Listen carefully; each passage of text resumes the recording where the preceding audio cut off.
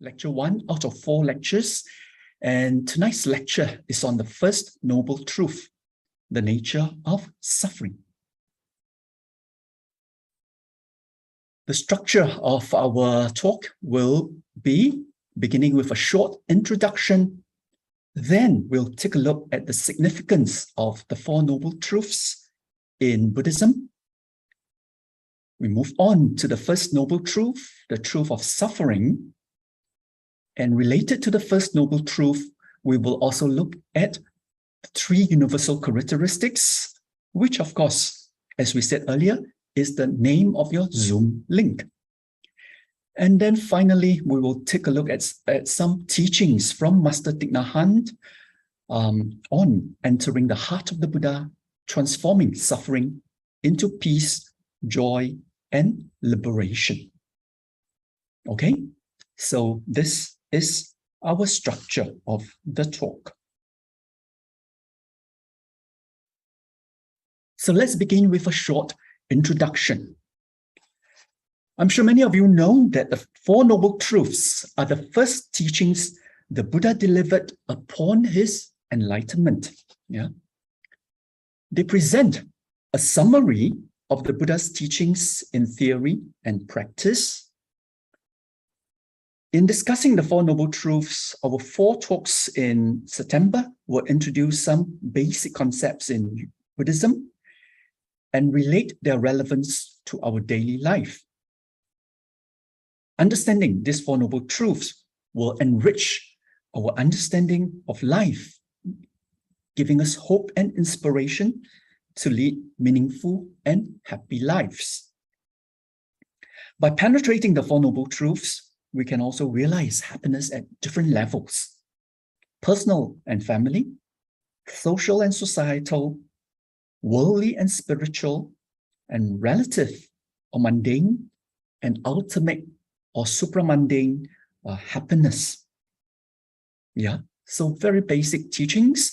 Often we do all kinds of practices, and every now and then is important for us to come back to the basics of Buddhism, right? The Four Noble Truths.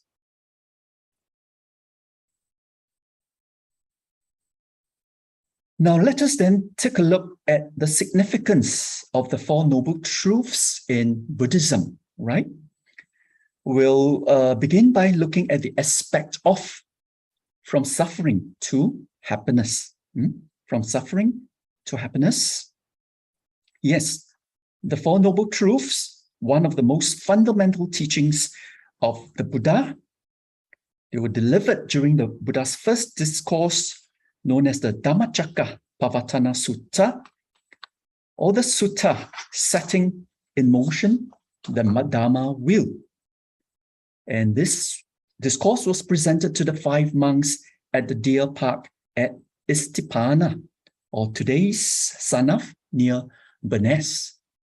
So if you take a look at this map, yeah, the 4 squares represent the 4 holy pilgrimage sites associated with Buddhism.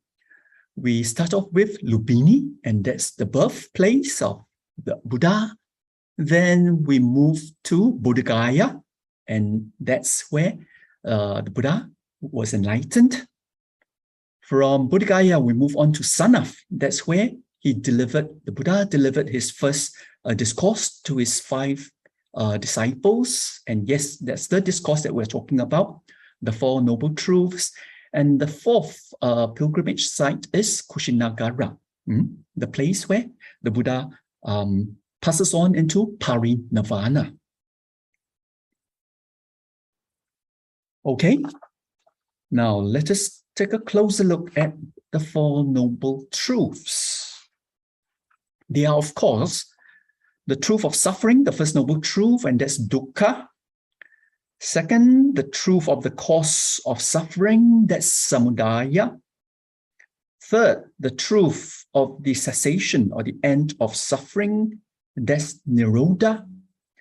And then 4th, that's the truth of the path leading to the end or cessation of suffering, and that's magga.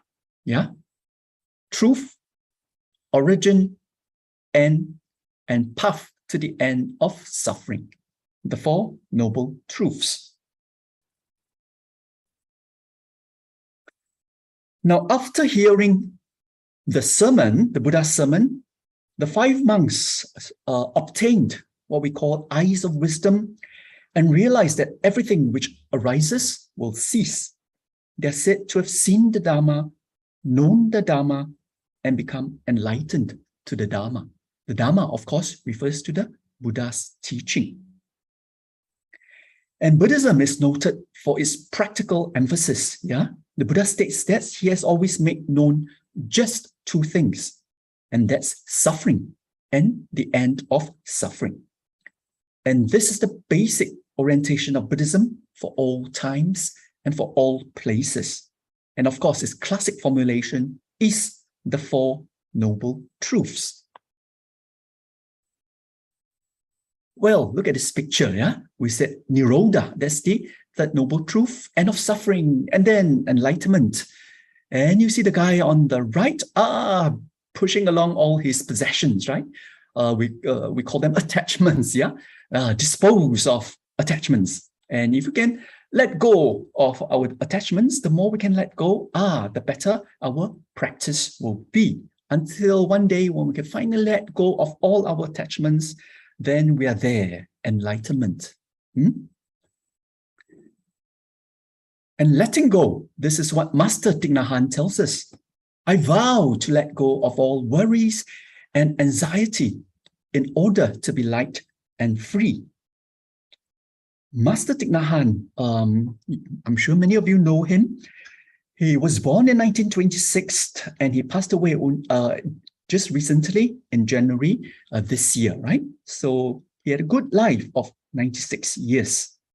He tells us that the teaching on the Four Noble Truths is filled with joy and hope. It teaches us to recognize suffering and to transform our suffering into mindfulness, compassion, peace, and liberation. So I vow to let go of all worries and anxiety in order, right, the transformation, to be light and happy. Okay, so this is our first point, from suffering to happiness. Now let's move on to our second point. Why are the truths called noble? So why noble truths? Now, when we talk about the noble one, we are talking about someone who realizes ultimate reality. Yeah, so someone who attains enlightenment, the noble one, for example, an arahant or a Buddha. Okay. So in this context, the truths are noble because the 4 truths are fully understood, practiced, and realized by the noble ones. So this, why the truths are noble? This is a descriptive indicator, because the 4 truths are fully understood, practiced, and realized by the noble ones, by the enlightened ones. And secondly, the truths are noble because it also enables ordinary people like us to become noble ones. When we fully understand, practice, and realize the 4 truths, we can also become enlightened. We can also become the noble one. So this is an ennobling indicator, right? So this is a prescriptive understanding of the 4 noble truths. The first understanding is a descriptive, of how the noble truths are understood, practiced, and realized by the noble ones. And the second understanding is prescriptive, because if we do the same thing, we can also become the noble ones. Well, Venerable Master Sheng Yen, he has given a series of talks on the Noble Truth called Setting in Motion the Dharma Wheel. And he also shares with us why he considers the truths to be noble. Many of you probably also know Venerable Master Sheng Yen. He was born in 1930 and he passes on in 2009, 79 years old, right? When he was 79 years old. And you see here some of his devotees, two very famous ones, Jet Li and Ling Qixia, right? If you are my generation, yeah, you'll probably know them one. But most of you are much younger, so maybe you're not so familiar with them, okay? All right. And of course, Master Sheng Yan, very well known for founding Phor Shan, right? Dharma Drum Mountain, you see here, Xingling Huanjing, yeah, as a place for spiritual, as a place of spiritual training, of spiritual environment in Taiwan, of course. And yes, Venerable Master Sheng Yan, he tells us that the noble truths are noble because the truths are genuine, timeless, and necessary. Genuine because nothing can contradict, discredit, or supersede them. And when we practice them, we will experience that they are genuine. They are timeless because suffering and the end of suffering are not limited to any particular culture, society, or particular period of time. Yeah, whether it's past, present, or future, the Four Noble Truths applies. And they're necessary because to realize the end of suffering, we must practice the path that leads to it. So for Master Sheng Yan, these are the reasons why he calls the truths noble, because the truths are genuine, timeless, and necessary. Okay, now let's move on to the third aspect on the significance of the Four Noble Truths in Buddhism, and that is cause and effect. The Four Noble Truths provide a summary of the teaching of the Buddha in theory and practice, and it incorporates the concept of cause and effect, which of course lies at the heart of the teaching of the Buddha. Now, the Four Noble Truths has two causes and two effects. The first noble truth, the truth of suffering, is the effect of the second noble truth, the truth of the cause. And the third noble truth, the truth of cessation, is the effect of the fourth truth, the truth of the path leading to the end of suffering. So within the Four Noble Truths, we have two causes and two effects. The second and the fourth truths are the causes, and the first and the third truths are the effects. Well, the first two truths, those of suffering and its cause, belong to our world, right? Our mundane world of birth and death. So symbolically, they can be pictured in the form of a circle, because they are operating in a secular manner. The causes of suffering produce suffering, and suffering in turn produces the causes of suffering, which in turn again produce suffering. So this is the cycle of birth and death, or samsara, right? So the first two truths, those of suffering and its cause, belong to our world of birth and death, the cycle of birth and death. Now, the third and fourth truth, the truth of the end of suffering and the truth of the path, do not belong to the realm of birth and death. They can be represented figuratively through the image of a spiral in which the movement is no longer merely circular, but it is directed upward, towards another plane of experience, and that's the supramundane realm of Nibbana. So if we practice the Four Noble Truths, the path leading to the end of suffering, it will lead to the end of suffering and bring us to the supramundane realm of Nibbana. Okay, so the third significant aspect is cause and effect. Now let's move on to the fourth aspect of the Four Noble Truths in terms of a medicine analogy. We talk about in medicine, we talk about disease, diagnosis, cure, and treatment. In this regard, the Four Noble Truths also resembles these four stages in the practice of the science of medicine, disease, diagnosis, cure, and treatment. Well, the first truth of suffering corresponds to the first element of disease. The second truth of the cause refers to the elements of diagnosis. The third truth of cessation refers to the achievement of a cure.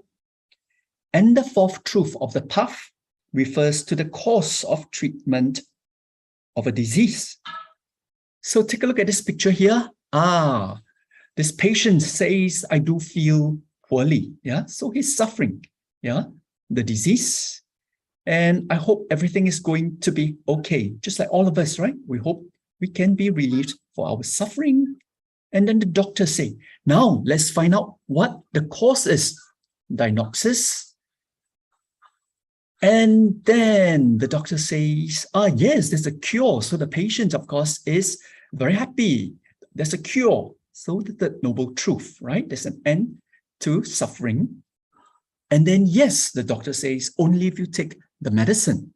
So the fourth noble truth, the path leading to the end of suffering. Okay, so the four noble truths as disease, diagnosis, cure, and treatment.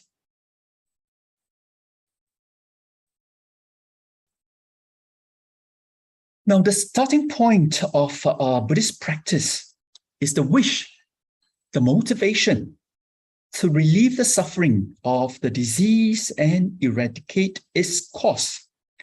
And this wish, this motivation is rooted in loving kindness and compassion for the suffering of both oneself and of others. So in this picture here, you see the Buddha treating a sick monk. Maybe you have heard of it. Yeah, the story of Tissa.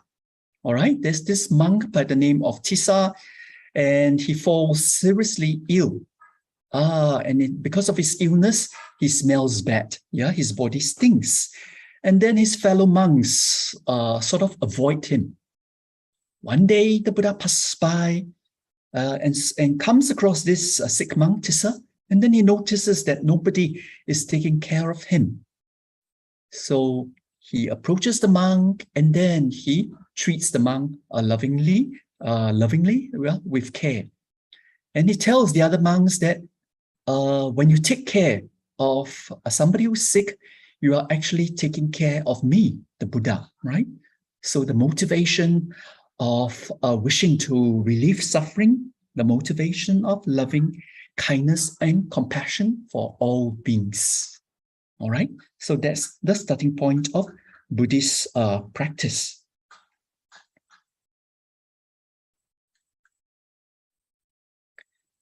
Now, the Buddha's teaching as the medicine for the disease of suffering represents a system of training in conduct, or morality, ethics, in meditation or mental development, concentration, and in wisdom, right? So it is a practical method for dealing with the reality of suffering.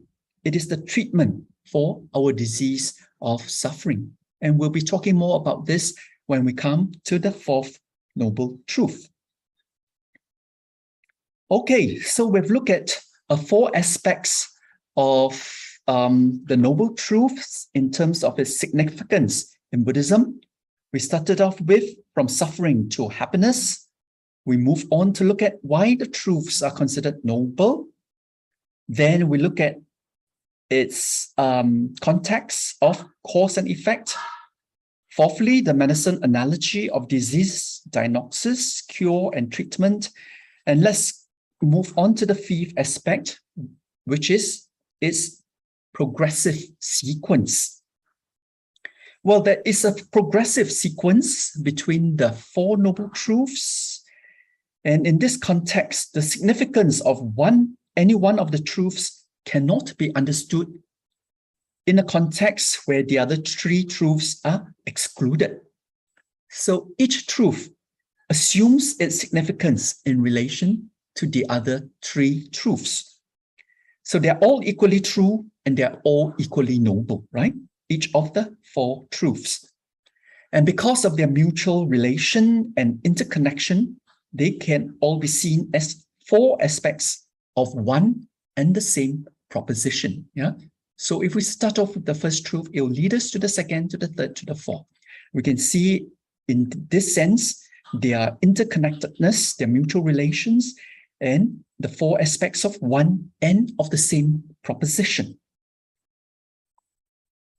So here, Master Thich Nhat Hanh tells us, it is important to understand the interbeing, the interconnected nature of the Four Noble Truths. When we look deeply into any one of the four truths, we see the other three. The Four Noble Truths are one. So he has written a book called No Mud, No Lotus, right? So no mud, no suffering, no lotus, no context of cultivation, no context of spiritual attainment, no context of enlightenment. So the art of transforming suffering.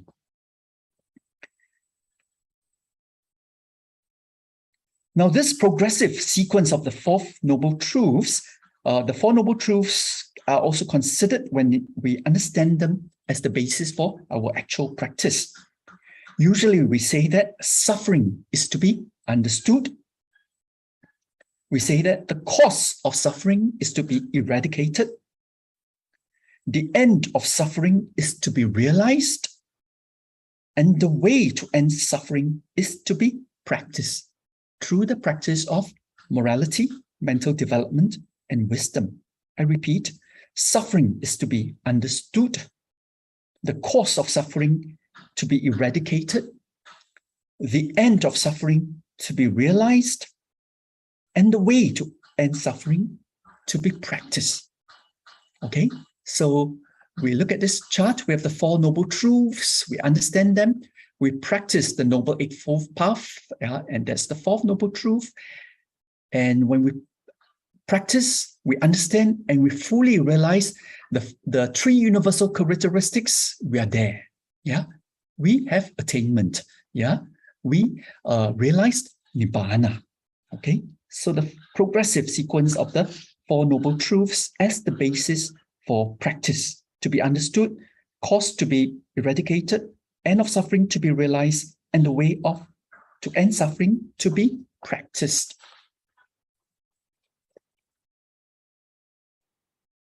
So we have covered the 5 aspects on why the Four Noble Truths are significant in Buddhism. Okay? You're with me? All right? My pace is all right?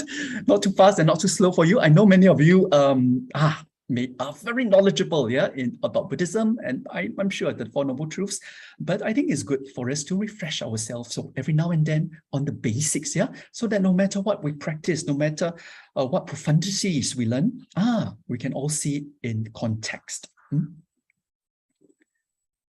So now let's move on to part 2, the first Noble Truth, and that's the truth of suffering. Okay, here the Buddha tells us, this is the noble truth of suffering. Birth is suffering. Aging is suffering. Sickness is suffering. Dying is suffering. Sorrow, grief, pain, unhappiness, and unease are suffering. Being united with what one is not like is suffering. Separation from what is like is suffering. Not to get what one wants is suffering. In short, the 5 aggregates of grasping are suffering. So this is what the Buddhist text tells us about the first noble truth. Well, the Pali term is dukkha, and dukkha, although we often say it is suffering, but it has a wider context, right? Wider sense. So it's suffering, it's pain, it's anguish, it's unease, it's a sense of unsatisfactoriness. So all these kind of sentiments are included under suffering. Yeah, under dukkha, pain, anguish, unease, unsatisfactoriness. And there are three kinds of dukkha. Yeah, we talk about dukkha as ordinary suffering, dukkha as produced by change, and dukkha as conditions or conditioned states. And that's a pervasive experience depending on impermanent conditions. So let us take a look one by one at these three kinds of dukkha, right?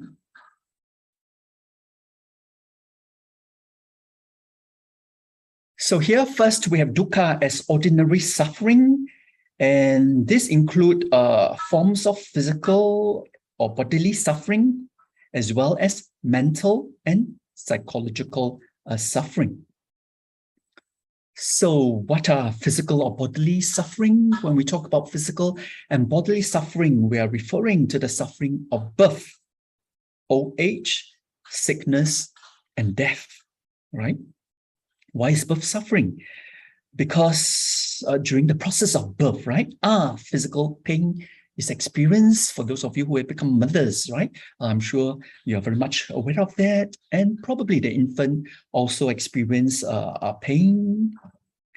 And birth is also suffering because it is the gate, yeah? It is the gate through which the other sufferings then follow. The other sufferings of old age, sickness, and death, right? So this is what we meant by physical or bodily suffering. Birth, old age, sickness, and death. What about mental or psychological suffering? What is this? Well, this refers to sorrow, and this is the emotional pain. Sorrow is the emotional pain from loss, from disappointment, from misfortune, right? Sorrow. We also talk about grief. And of course, that's when somebody passes away. We experience this emotion of grief. We talk about pain, unhappiness, unease. These are all aspects of mental or psychological suffering. We also talk about the suffering of contact with what we despise or things or people we don't like, but we have to be in contact with them. That's mental suffering. The suffering of separation from what is dear to us, people or things that we cherish. If we have to part from them or from these things, we also experience mental and psychological suffering. And then there's also the suffering of frustrated desires. Yeah, we have many desires, and if we cannot attain them, we also suffer. Yeah, physically, mentally or psychologically. Okay. So often because of all these kinds of suffering, yeah, we have phenomena such as depression, anxiety, addiction, suicide, yeah. So suffering, the first kind of suffering, dukkha as ordinary suffering consisting of physical, bodily suffering and mental, psychological suffering.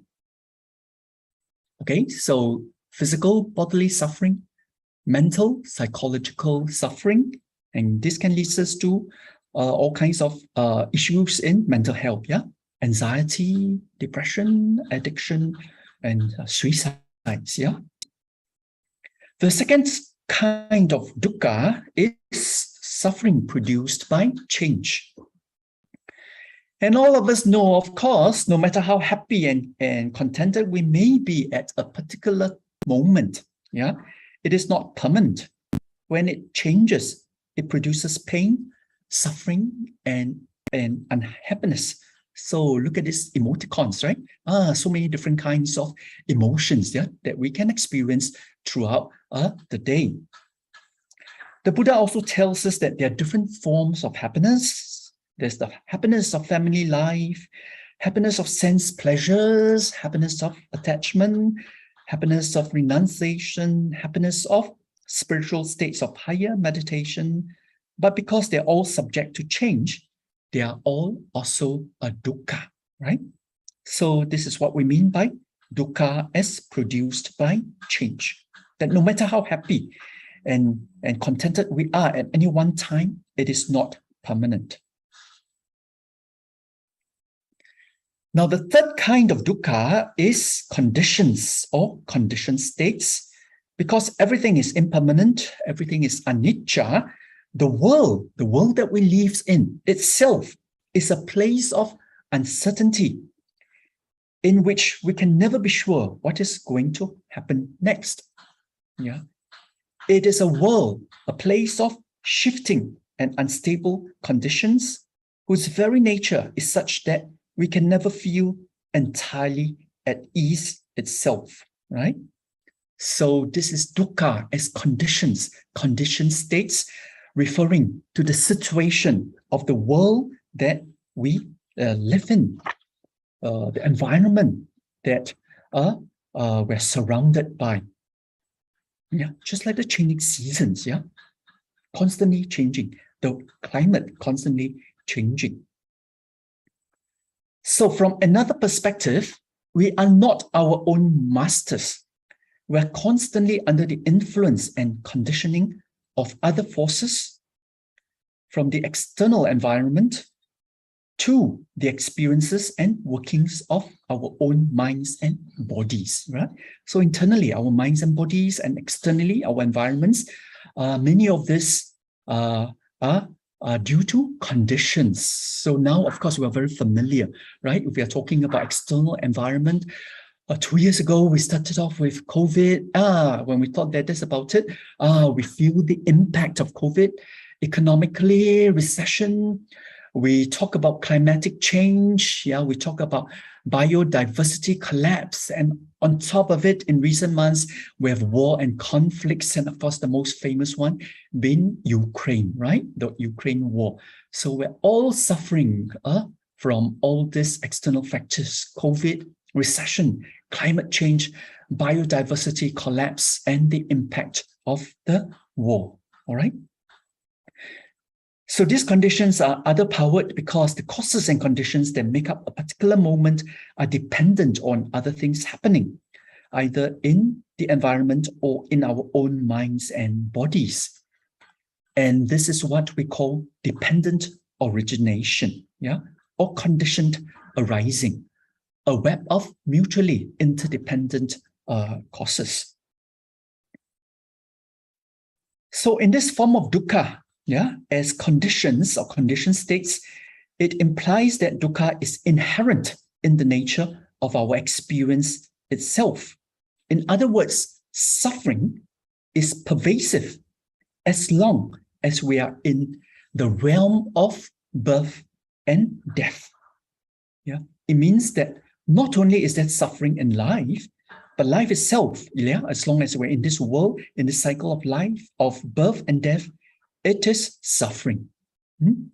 So with this picture of this monk, the caption, life is suffering, but you see, he's at the same time also smiling, yeah? Because the Buddha also teaches us how to relieve our suffering, how to transform our suffering into happiness, how to end our suffering.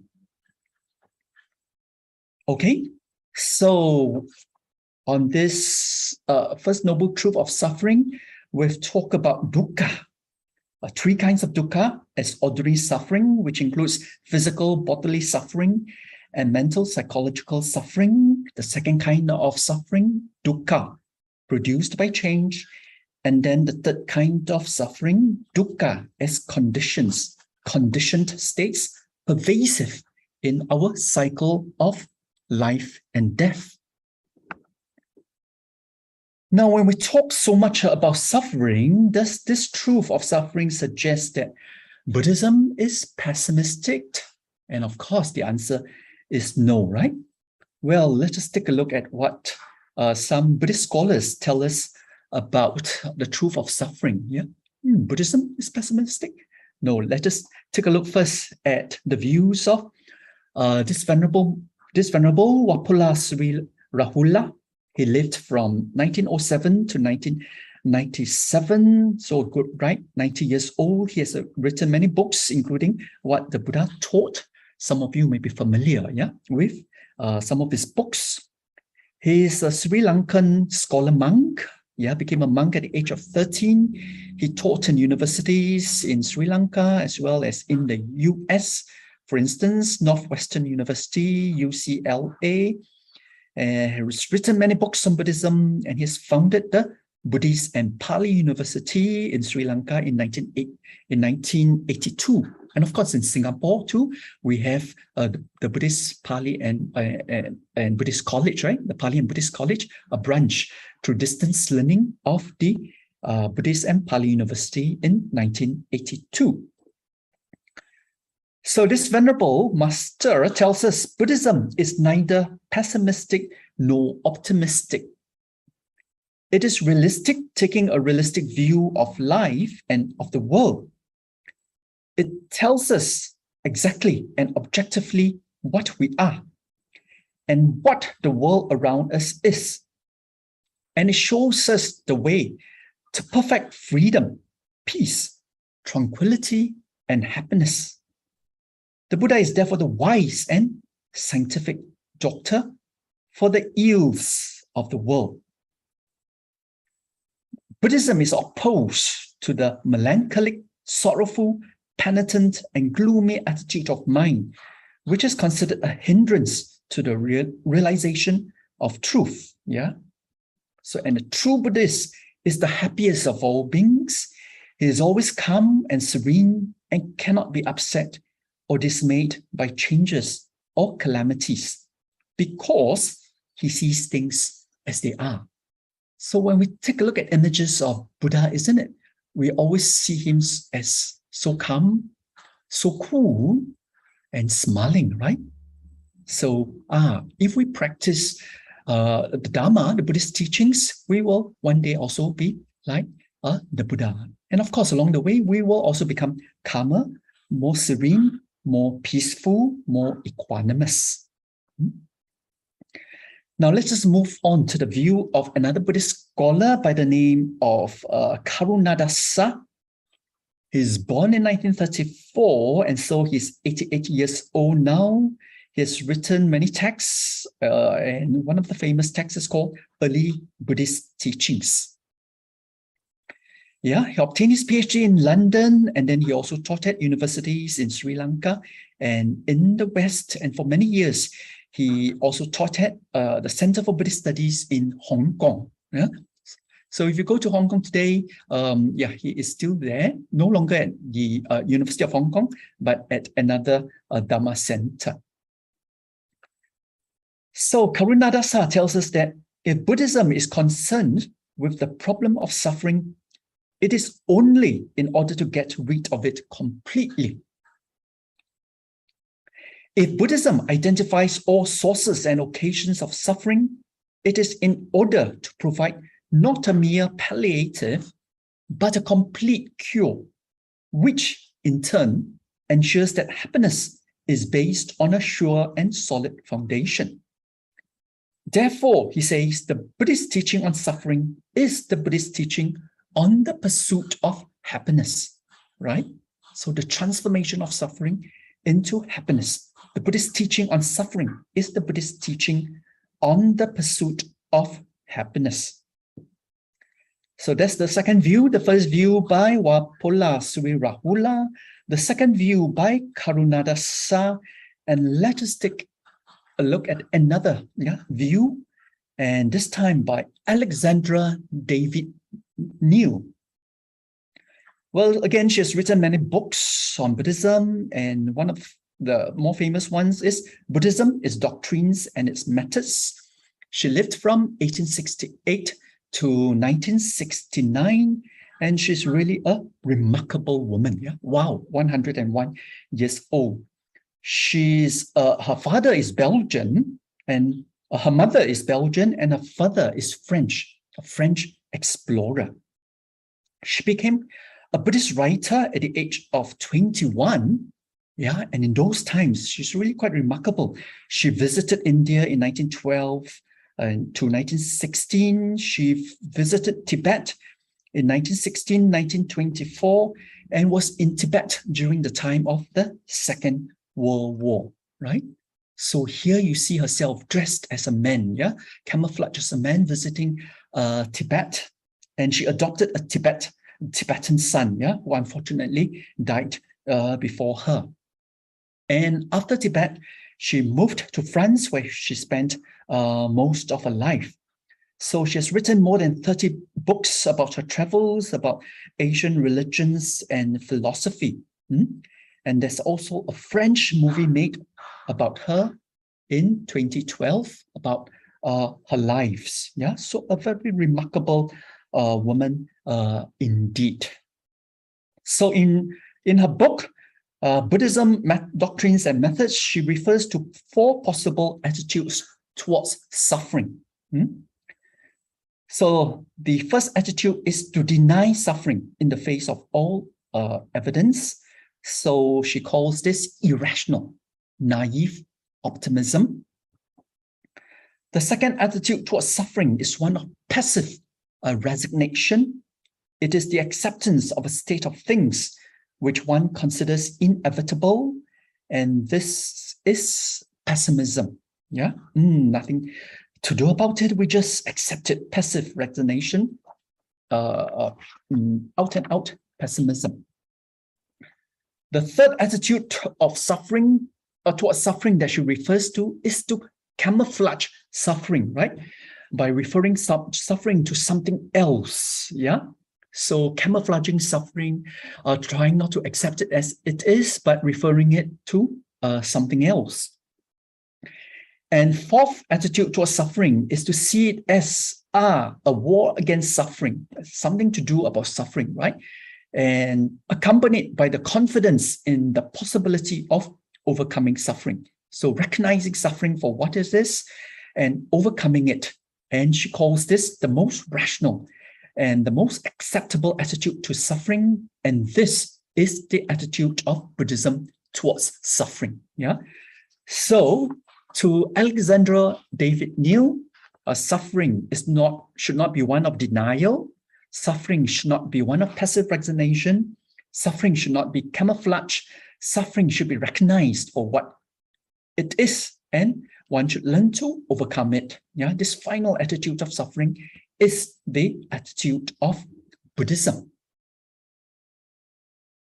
Okay, so we've talked about the first noble truth. We have talked about different aspects of it. We say that it is not pessimistic by looking at the views of 3 Buddhist scholars. And now let us move on to the next part, which is the 3 universal characteristics, because it is closely related to the first noble truth of suffering. The 3 universal characteristics is, of course, also a fundamental teaching in Buddhism. When we understand, practice, and realize these 3 universal characteristics, we are making headway in our spiritual practice.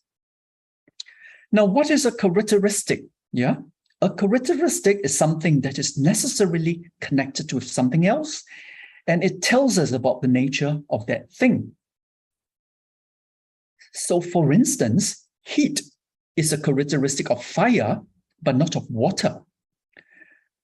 The characteristic of heat tells us what fire is and what to do with fire.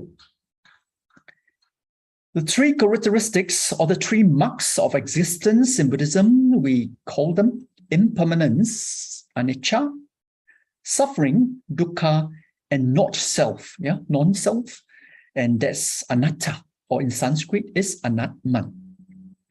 They are always present in or connected with existence. Yeah, they tell us about the nature of existence and help us know what to do with existence. So these 3 characteristics or 3 marks of existence, we also call them the 3 seals of Dharma, in Chinese, San Fa Yin, right? As a Dharma seal, it is present in all of Buddha's teachings. Yeah, in the Chinese context, right? When we use seals, seals is used to authenticate truth, isn't it? So the 3 Dharma seals, the 3 universal characteristics represent the truths, universal truths of existence.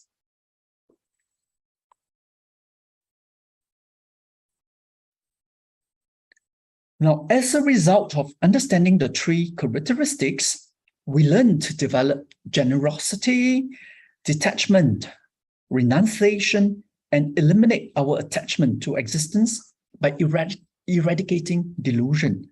Yeah, the misunderstanding that existence is permanent, pleasant, and has something to do with the self. Often, right? We live in this world thinking that existence is permanent, it is pleasant, and there is really a self. But the three universal characteristics tell us the other way. Yeah, all things are impermanent, unsatisfactory or suffering, and not self. And in doing so, we are therefore working our way towards the realization of Nibbana, right? If we understand, practice, and realize this understanding of the three universal truths, we are on our path towards realizing Nibbana. So of these three universal truths, today we will talk about impermanence and then suffering, and next week we will talk about not self. Okay, so let us move on to the first of the three characteristics, and that's impermanence. Buddhism teaches that change and impermanence are fundamental features of everything except Nibbana. It says whatever has the nature of arising, or that has the nature of ceasing. The world is impermanent, like autumn clouds. Birth and death are like a dance, and human life is like a flash of lightning or a waterfall. As one Buddhist discourse stresses, there's no moment, no instant, no particle of time when the river stops flowing. This illustrates the eternal flow of happening, the unbroken continuity of change, right? Waves come and go, rise and fall, contemplate impermanence. We go to the beach, and we see all this. If we think of a famous Greek philosopher, Heraclitus, he tells us the same thing, yeah? No man ever steps in the same river twice, for it is not the same river, and he is not the same man. So here, of course, mountains wear down, material goods wear out, or are lost or stolen. Nothing will last forever, not our apartment buildings, temples, rivers, islands, oceans, for all will eventually cease to exist. Contemplate impermanence. All beings, even gods, we age and die. The gross form, right, of our body changes relatively slowly, but the matter which composes our body is replaced as we eat, secrete, and shed skin cells. Yeah, we see our physical form, the gross form, slowly, of course, they change slowly over time. But if we look at it from a microscopic point of view, right, all our cells, they are changing constantly. Yeah, rising and falling, dying and being born, dying and being born, regenerating all the time. Our mind, of course, our character patterns may be relatively persistent, but our feelings, moods, and thoughts constantly change. Yeah? Within a day, we notice the constant changes in our thoughts, feelings, and moods.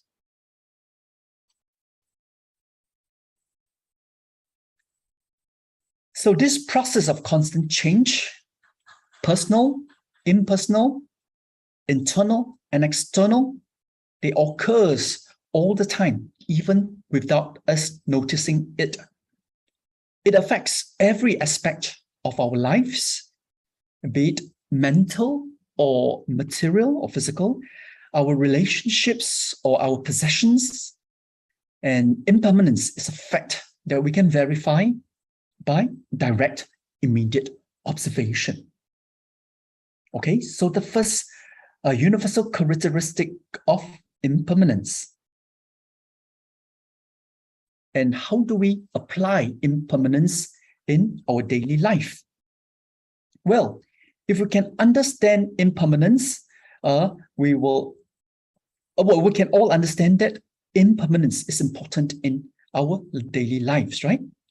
If we think that, if we have the mindset that everything is fixed, artificial, unchanging, whether it's the people we come across, in our lives, the personalities of our friends or relatives, we will fail to develop our relations. Yeah. Because we fail to understand that all of us, change over time. Yeah, our loved ones, our friends, our colleagues, our neighbors, people we know. Yeah. So in this case, right, is again, just look at this picture, right? It's just like waves are rising and falling. All of us, all the people around us, people we know, we are all always changing. So we must be open-minded. We must be flexible. We must be accommodating. We must be inclusive, right? We should not be narrow-minded, close-minded, be rigid, be judgmental in the ways we carry on in our daily lives. So having this understanding of impermanence about all things of life can encourage us to be open-minded, to be flexible, to be accommodating, to be inclusive. Now, of course, in our careers or public life, the same truth goes, the same thing happens. We cannot hope to succeed if we do not keep abreast of changing situations, such as new trends in our professions or disciplines. Well, we are all familiar, right? Industrialization, industrial revolutions, Industry 1.0, we think of the 19th century, starts off with mechanization, steam power, weaving a loom, right? Then over time, into the early 20th century, with Industry 2.0, mass production, assembly line, electrical energy. And then moving later into the 20th century, we move into automation, computers, and electronics. And of course, now we are in Industry 4.0, right? We talk about cyber physical systems, Internet of Things, networks. So all of us have to constantly upgrade ourselves. All of us have to always engage in lifelong learning. So impermanence, right? The impermanence of life tells us that this is actually our only imperative. And of course, our government always reminds us of that, right? Lifelong learning, the need to constantly upgrade ourselves. There's so many kinds of funds, right? To upgrade ourselves. All our local universities, now they have launched all kinds of courses so that all of us can move into this gear of lifelong learning. Therefore, whether in our personal or public lives, understanding impermanence is necessary if we are to be effective and creative in how we handle our personal and professional affairs. Yeah. So particularly when we live in an age of rapid globalization, of disruption technologies. Okay. So this understanding of impermanence is also a cure, an antidote to our attachment, craving, greed, to our ill will, aversion, anger. It is a key to understand the ultimate nature of things, the way things really are. So this too shall pass. When things are bad, remember, it won't always be this way. Take one day at a time. When things are good, remember, it won't always be this way. Enjoy every great moment. All right? So impermanence application in daily life. Another way is to remember death. Yeah, the Buddha always tells us, remember death. Because remembering death acts as a discouragement to our excessive attachment, to our ill will, right? It highlights, we know the insignificance of quarrels, of petty disagreements, of having enemies, right? Why do we bother with all these quarrels, disagreements, enemies, right? If we constantly remember death, we all have short lives. Why don't we remember better things, death can come anytime to any one of us. Why hold grudges? Why remind ourselves of unhappy events in the past, of quarrels, of disagreements, of unhappiness? We all know that death is absolutely certain. But the time of death is uncertain. We can die at any moment, like the bursting of a bubble of water. When we're born, right, upon our born, we move step by step towards death. Remembering this and remembering that at the time of death, wealth, family, and fame will also be of no use to us, we should therefore turn our minds to living life fully in accordance with the Buddha's teachings. We should take the opportunity, the conditions and opportunity to practice the Dharma. We should practice it quickly so as not to waste this opportunity and this precious human life. So at this picture, we see we begin all as children, of course, then we move on as we age along, and then one day, we come to the last frame in this picture. Well, life sucks, right? Aging, of course, we all try to age gracefully. I'm 60 years old, so I know what aging is like. As we age, we feel, our bodies and mind no longer as what it used to be. I still remember those prime times, the youth when I was in my national service. Wow, marathon, half marathon, no problem. Yeah, now I do Tai Chi.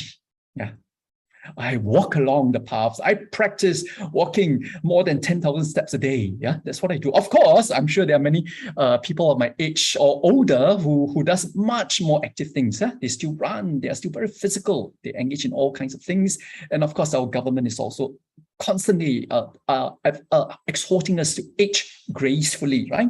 Be physical and mentally fit, especially now all of us, in Singaporeans, we have a good life. We live longer, and it's important to live healthily in our old age, right? Okay, that's part of the aging process. And the Buddha also tells us that the trouble is we think we have time, right? Since death can come any moment, we should not forget also to practice. Another way of remembering death is also to practice the 10 meditations on ugliness. Perhaps this is more relevant for us monastics, when we have strong attachments, when we have lust, when we have attachments to the body, we remember the body in the 10 different stages of decomposition. When we die as a corpse, right? We decompose, we decay, and with these 10 stages of the bloated, the livid, the festering, the cut up, the gnawed, the scattered, the hack, and the bleeding, the worm infested, and the skeleton. So for monastics, when we have this lust coming up, we meditate on these 10 stages of the corpse, and then hopefully this can help us overcome our lust. And finally, seeing that all things are perishable, we also begin to see that things have no substantial existence of their own, that in our persons and in our persons and in the things around us, there's nothing like a self, nothing substantial, and hence impermanence also directly relates to the third universal characteristics of not self. Understanding impermanence is a key to understanding not self, and we will talk about not self next week. So we've covered the first universal characteristic of impermanence. Now let us briefly take a look at suffering in the context of impermanence. The Buddha said, what is impermanent is suffering. And what is suffering is not self. So whatever is impermanent is suffering because impermanence is an occasion for suffering. So rather than a cause of suffering, impermanence is an occasion for suffering, because there is suffering only if ignorance, craving, and clinging are present. Master Thich Nhat Hanh says it is not impermanence that makes us suffer. What makes us suffer is wanting things to be permanent when they are not. All right. So impermanence is an occasion for suffering, because there's suffering only if ignorance, craving, and clinging are present.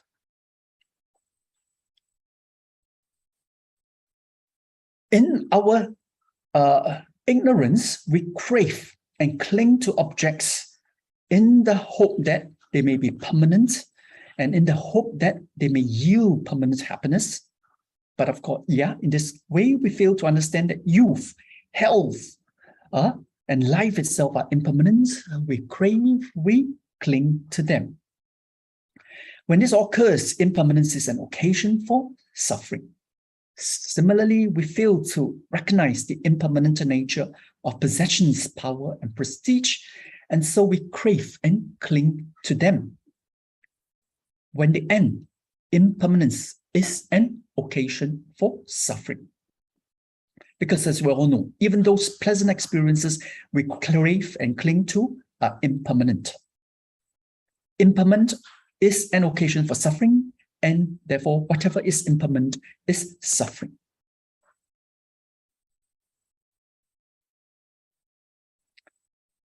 The Buddha teaches us when suffering arises, it arises within us. When it ceases, it also ceases within us. Thus, both samsara, right, our cycle of life and death, and nibbana are within us. You may have come across this famous teaching of the Buddha. The Buddha says, within this very body, mortal as it is, and only a fathom high, but conscious and endowed with a mind, is the world, and the waxing thereof, and the waning thereof, and the way that leads to the passing away thereof. Well, a simpler translation of this is, within this fathom-long sentient body itself, within this body, which is about 5 to 6 feet long, I postulate the world, right? I see the suffering. I postulate the arising of the world, the cessation of the world, and the path leading to the cessation of the world. So the Buddha teaches, within this fathom-long sentient body itself, I postulate the world of suffering, the arising of the world, the arising of suffering, the cessation of the world, the cessation of suffering, and the path leading to the cessation of the world, the path leading to the cessation of suffering. Okay? So we have covered 2 of the 3 universal characteristics, impermanence and suffering. And now let us move on to the last part of our lecture, and that's looking at the teachings of Master Thich Nhat Hanh from his book, The Heart of the Buddha's Teaching, Transforming Suffering into Peace, Joy, and Liberation. It says people suffer because they're caught in their views. As soon as we release those views, we are free and we don't suffer anymore, right? When we talk about views, normally we are talking about views that are colored by the notion of self, right? Many of us, we are sort of have strong views which are colored by self, by our ego, by this concern for the self, by our egocentrism, by our egoism. So as long as such views persist, of course, we suffer. And once we can let go of such views, we don't suffer anymore. So suffering and its application in daily life, Master Thich Nhat Hanh says, when we recognize and acknowledge our own suffering, the Buddha, which means the Buddha in us, will look at it, discover what has brought it about, and prescribe a course of action that can transform it into peace, joy, and liberation.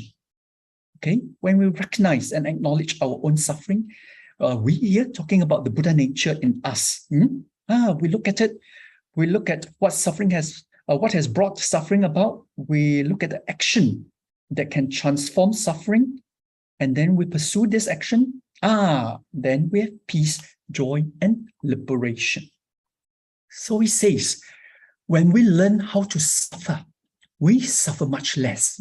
We've looked at the 3 different kinds of dukkha. The First Noble Truth, yes, it's suffering, but when we learn how to approach suffering, all of us will suffer less because we can transform suffering into peace, joy, happiness, and ultimate liberation. Okay? So suffering is the means the Buddha used to liberate himself. It is also the means by which we can become free. The ocean of suffering is immense, but if we turn around, we can see the land. Yeah. So the ocean of suffering is immense, but if we turn around, we can see the land. The seed of suffering in us may be strong, but don't wait until we have no more suffering before allowing ourselves to be happy. So every moment in our life, yeah, we can transform every moment of suffering into peace, calm, and happiness. Well, Master Ting Han goes on to say, without suffering, we cannot grow. Without suffering, we cannot get the peace and joy we deserve. So please do not run away from our suffering. Embrace our suffering and cherish our suffering with understanding and compassion. We will be able to heal the wounds in our heart and the wounds in the world. Okay, so do not run away from suffering. Embrace it, cherish it. Yeah, with understanding, with compassion, we can heal whatever wounds we have, and we can heal the wounds also in our world. So most people are afraid of suffering, but suffering is a kind of mud to help the lotus flower of happiness grow. There can be no lotus flower without the mud.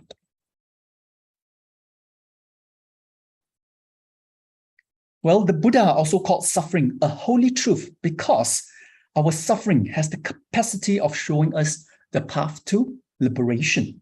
Yeah. So embrace our suffering and let it reveal to us the way to peace. Don't throw away or deny our suffering. Touch our suffering, face it directly. If we have experienced hunger, Master Thich Nhat Hanh goes on to say, we know that having food is a miracle. If we have suffered from the cold, we know the preciousness of warmth. When we have a toothache, we know that not having a toothache is happiness. When we have suffered, we know how to appreciate the elements of paradise that are paradise. So suffering is not enough. Life is both dreadful and wonderful. How can I smile when I'm filled with so much sorrow? It is natural. We need to smile to our sorrow because we're more than our sorrow, right? With the Buddha nature in us, we have the capacity, yeah, to always transform every moment of our suffering into every moment of calm, peace, and happiness. So just experiencing suffering itself is not enough. We must know how to transform our suffering to calm, peace, and happiness. Practicing mindfulness helps us to appreciate the well-being that is already there. With mindfulness, we can be grateful and treasure our happiness more fully. Learn the art of cultivating joy. Well, we're very good at preparing to live, but not very good at living. We know how to sacrifice 10 years for a diploma, and we're willing to work very hard to get a job, a car, a house, and so on. But we have difficulty remembering that we are alive in the present moment, the only moment that is for us to be alive. Perhaps for Singaporeans, right? We are all caught up very much so in the rat race. Yeah? We are always constantly exhorted to improve ourselves all the time. Yeah, so we're very good at all these things, but we must always remember that we should not just be planning for the future. Yeah, we must always also be living in the moments of our life as we plan for the future. That's fine. There's nothing wrong with planning, right? But do not just focus on planning for the future, but live every moment of our life as it is.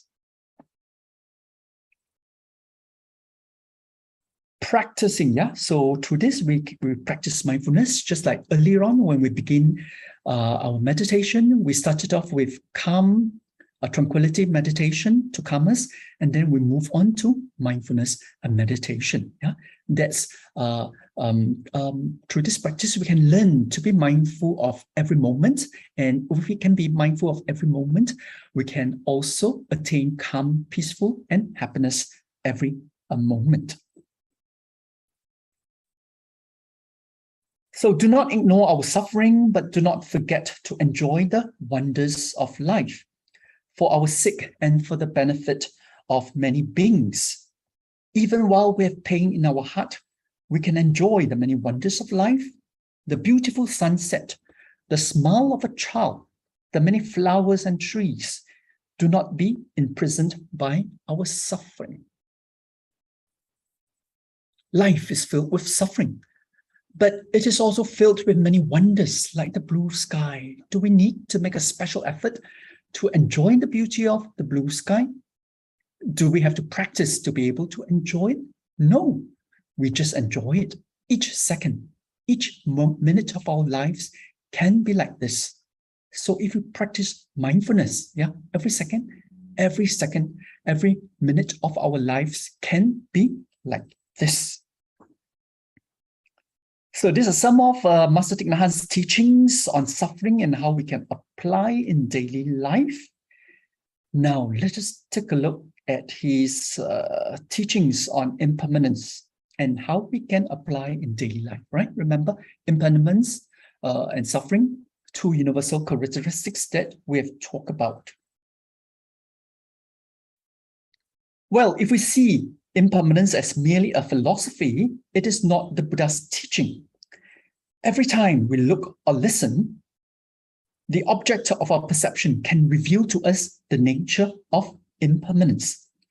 We should nourish in our insight into impermanence all day long. Once we recognize that all things are impermanent, we have no problem enjoying them. In fact, real peace and joy are only possible when we see clearly into the nature of impermanence. Understanding impermanence can give us confidence, peace, and joy. Yeah? Without impermanence, life could not be. Impermanence is what makes transformation possible. Without impermanence, we could not grow from a baby to an adult. What makes us suffer is wanting things to be permanent when they are not.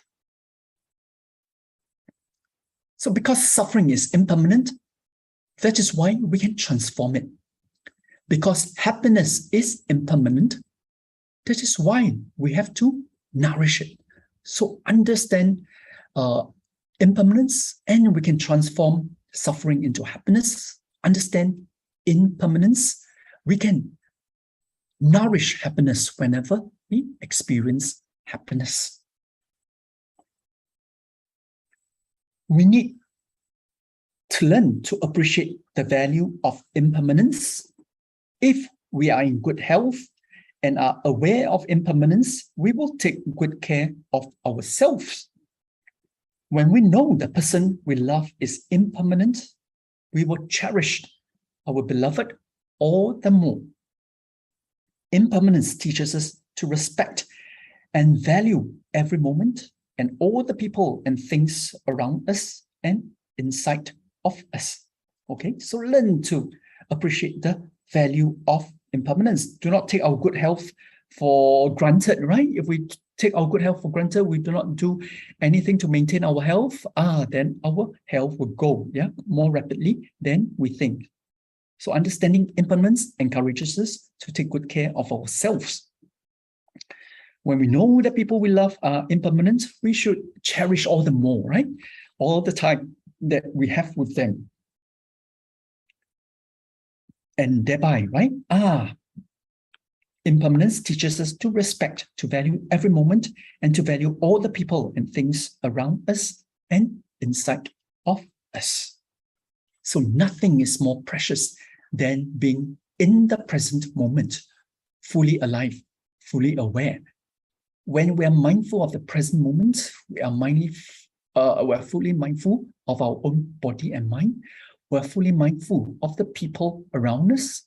We are fully mindful of all the experiences that we come into contact with. We are therefore fully alive. We are fully aware, and we can experience the very life of that moment. Yeah? And that brings us calm, peace, and happiness. If we practice the art of mindful living, when things change, we will not have any regrets. We can smile because we've done our best to enjoy every moment of our life and to make others happy. Yeah? If we practice the art of mindful living, when things change, we will not have any regrets. We can smile because we've done our best to enjoy every moment of our life and to make others happy. Just like this pair of cuddly bears, right? Panda bears. Today's newspapers. We can continue to have our panda bears for another few more years. Yeah, thanks to the generosity of China. Well, when we get into an argument with someone we love, please close our eyes and visualize ourselves 300 years from now on. Yeah, does it matter? When we open our eyes, we will only want to take each other in our arms and acknowledge how precious each of us is, right? So again, whenever we are in the frame of mind, holding grudges, recalling unhappy events, why our friends, why our loved ones are creating all these problems for us, imagine 100 years from now, will we still be thinking of these things? Forget about them, right? Let go.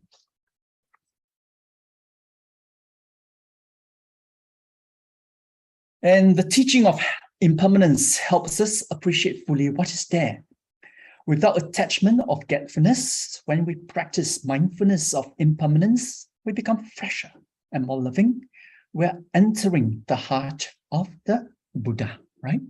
So, teachings of Master Thich Nhat Hanh from the heart of the Buddha's teaching, transforming suffering into peace, joy, and liberation. So let us recall what we have covered this evening. We started off with a brief introduction. Then we move on to take a look at the Four Noble Truths in terms of its significance in Buddhism, from suffering to happiness, why Noble Truths, cause and effect, medicine analogy, disease, diagnosis, cure and treatment, progressive sequence. These 5 aspects. We'll look at the first noble truth in terms of the truth of suffering, dukkha as ordinary suffering, consisting of physical and bodily suffering, and mental and psychological suffering, dukkha as produced by change, dukkha as conditions and conditioned states. We ask the question, does the truth of suffering suggest that Buddhism is pessimistic? We look at the views of 3 Buddhist scholars and they tell us no. Well, we've looked at the 3 universal characteristics, starting off with impermanence, application in daily life, how remembering death may help, and how practicing the 10 meditations on ugliness may help, particularly for monastics when we have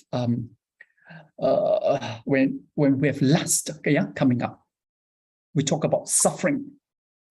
Then finally, we end with entering the heart of the Buddha, transforming suffering into peace, joy, and liberation, the teachings of Master Thich Nhat Hanh. Suffering, how to apply in daily life. Impermanence, how to apply in daily life. And that leaves us maybe about 10 to 15 minutes for Q&A, if any one of you has any questions. I'm always fine if you have no questions, right? So no need to stress yourself by thinking of questions if you really don't have questions, yeah? Only if you have questions. And if we don't have questions, we can always practice more mindfulness and then close it with puja, yeah? So just relax, yeah? Don't feel stressed to ask questions. But if you have questions, yeah, of course, yeah, just feel free to ask. I may not know the answers. Maybe some of you know the answers better than I do. Okay. Yeah. Okay. If any of you have any question to ask the Venerable, you can unmute yourself and ask Venerable directly, or you can choose to send your question in the Zoom chat.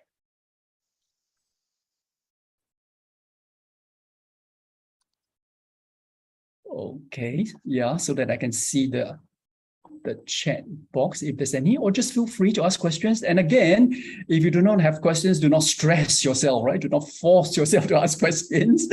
We can just practice a few minutes of meditation if you think that that's that may be good, especially just before we sleep, right? Meditation is supposed to do wonders.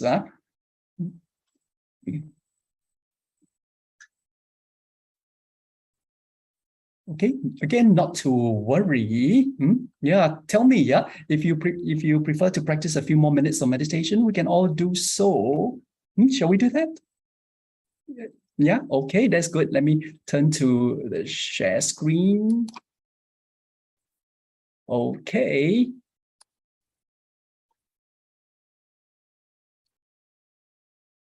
Okay, so yeah, let us be happy and practice, right? Let us transform every moment of suffering, whatever suffering that we have, and into happiness. Again, so maybe about 10 minutes or so. Again, just relax. Yeah. Now, after listening to about 90 minutes of this talk, you may be really suffering. Yeah. So unwind yourself, relax. Don't think anymore about the lecture or the talk. Just unwind yourselves, relax, feel happy, close your eyes again if you wish to. Yeah. Adopt a comfortable position.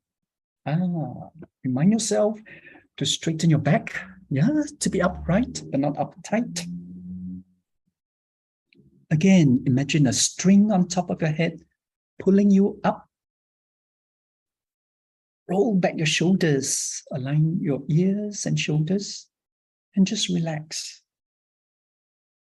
Yeah, you can gently open your eyes, or if you feel sleepy, you can of course open your eyes or half open, half close your eyes in Zen meditation. Right?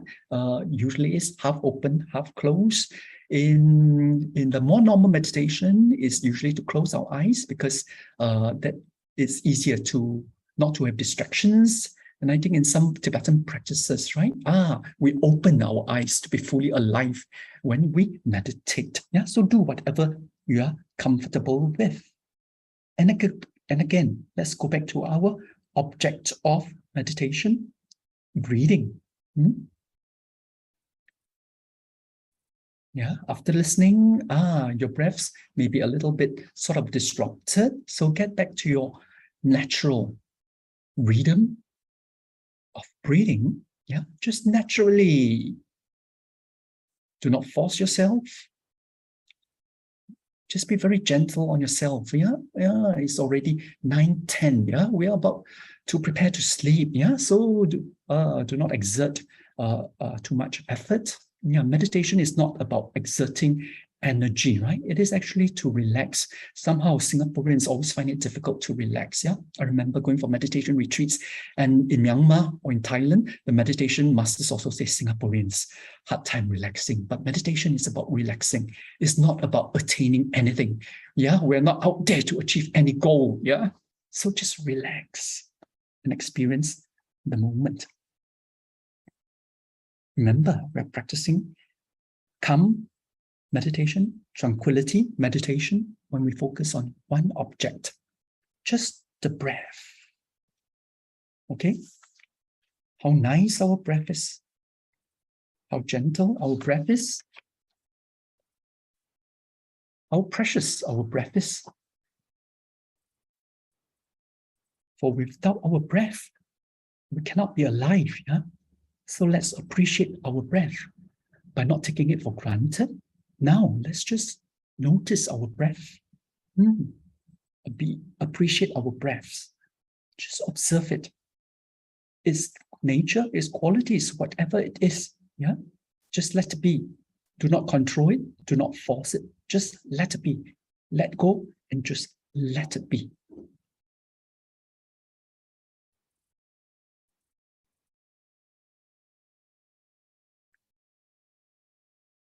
Okay, now let's practice, body scanning, another way of mindfulness or body practice, body scanning, by scanning our body gently from the top of our head to the bottom of our feet. Our scanning can be done in 3 parts. First, the upper body, which is the top of the head, eyes, nose, mouth, ears, face, neck, shoulders, elbows, fingertips. Then we can move on to the middle body, chest, heart, lungs, stomach, liver, kidneys, intestines, top of our back to the tip of our back, and then lower body, buttocks, thighs, legs, feet. So let us begin scanning our body, starting from the top, the upper body, top of our head. So gently bring our focus from the breath to the top of the head. Tell ourselves, relax. Relax all the cells on the top of our head. Smile to all the cells at the top of our head. And let go of everything. Let go as much as we can. Again, focus gently on the top of our head. Relax. Smile. Let go.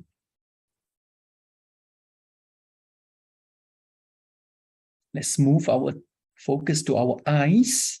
Again, relax all the cells of our eyes. Smile to them. Appreciate our eyes, we're always making use of them, right, throughout the day. Smile, thank you. Let go. Gently focus on our eyes. Relax. Smile. Let go. And then to our nose, we're grateful to our nose too. Relax all the cells. Smile at them. Let go of whatever troubles that we have. Just be grateful. Our ears. Our nose, our mouth, from the head to our eyes to our nose. Now move on to our mouth. Our mouth must be tired, right? We talk all the time. Coming to bed soon. Relax all the cells of our mouth. Smile, let go. From our mouth to our ears, Oh, poor you, listening to me for 90 minutes, Let your ears have a rest. Relax, smile, let go. From your ears to your face, the whole of your face, relax all the cells on your face. Smile, let go. From the face, let's move to our neck. Relax all the cells there. Smile, let go, right? The neck plays a very important role supporting our head. Now relax all the cells, all the muscles there. Smile, let go. From the neck to our shoulders, whole day, right? Our shoulders must be tired by now. Relax our shoulders, all the muscles, all the cells. Smile, let go. From the shoulders to our elbows, relax all the cells, all the muscles, all the tissues from our shoulder to our elbows. Smile, let go.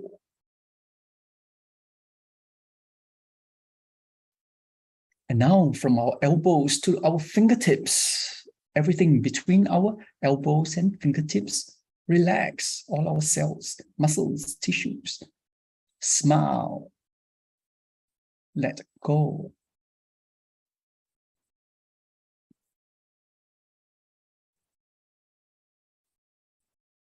Okay, we've relaxed the upper part. Now let's move on to scan the middle body. Yeah. Let's begin by gently focusing now on our chest. Our chest, the area of our chest. Relax all the cells, all the muscles there, all the tissues there. Smile. Let go. Chest. Relax. Smile. Let go. Let's move on to our heart. Yeah, so important, right? Our heart beats, makes life possible. Relax. All the tissues, cells, muscles of the heart. Smile to our heart. Thank you very much. We're so grateful to you. Let go.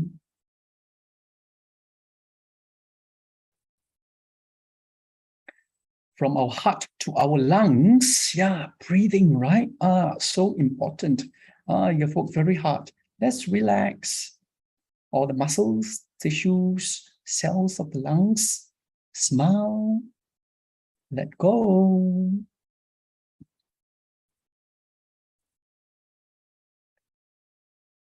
From the lungs to the stomach. Relax, yeah. Stomach has been working very hard. Singaporeans, right? We love food. Stomach. Relax. Smile. Let go.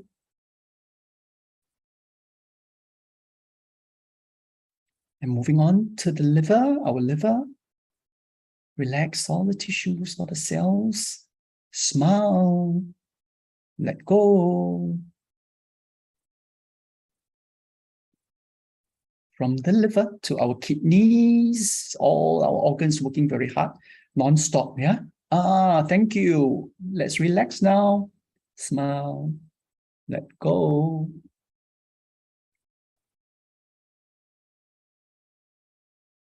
From the kidneys to the intestines, all the digestion that is going on. Relax now. Smile. Let go.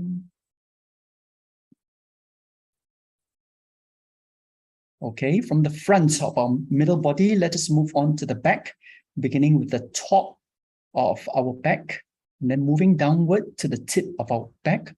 So let's move our attention, scan our back, top of our back to the tip of our back. Supporting our whole body, right? Very important, the back. Relax all the tissues, all the muscles, all the cells there, from the top to the tip of the back. Relax. Smile. Let go. Relax. Smile. And let go. So we have scanned, been mindful and relaxed our upper body, our middle body, and now finally our lower body. Let's move our focus to our buttocks, sitting all the time for this session. Yeah. Terrible, poor buttocks. Let's relax now. Smile. Let go. Buttocks, relax. Smile. Let go. Let's focus on our thighs. Very important, yeah? Thighs. Working very hard too. Let's be grateful. Let them take a rest. Relax all the cells, muscles, tissues. Smile. And let go. Relax. Smile. Let go. Now our legs also. Working very hard for us the whole day, standing, walking, running, whatever that we do, supporting us. Relax all the muscles, tissues, cells. Smile. Let go. And finally, our feet, yeah? Relax. Smile. Let go. Okay. Our feet, relax, smile, let go. Okay, so we have completed one round of body scanning. Gently open your eyes. I hope you feel more relaxed. You know, as you lie in bed when you're about to sleep, if you find you have some difficulty sleeping, instead of counting sheep, you may want to focus on your breath, or you may want to do body scanning, yeah, from top to bottom. Okay, and of course, when we talk about mindfulness, we also talk about mindfulness of the 4 postures. You can be mindful. Yeah, we can all be mindful of our postures of walking, standing, sitting, and lying down just before we sleep. Okay, I think we are about time. We're done. We should now get back to the closing puja.